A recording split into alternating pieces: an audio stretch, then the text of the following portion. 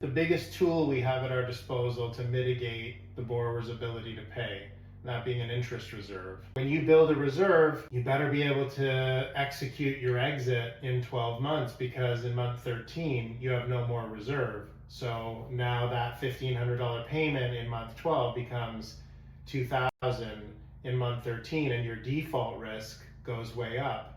But you can use a fully funded reserve, say, to buy somebody 6 to 12 months in order to list and sell their property. But then, I want people to understand that we don't just stop there. We start structuring around that, where we'll then start to talk about who is going to be the realtor, and when is the deadline they have to list by, and what's the sale price that if we get an offer that's this high or higher, you're going to sell, because you have that unique position where an offer comes in, it's enough to pay the mortgage, but it's not what the borrower wanted. It's not putting as much money in their pocket as they wanted, and so then you have a problem if they decide not to sell.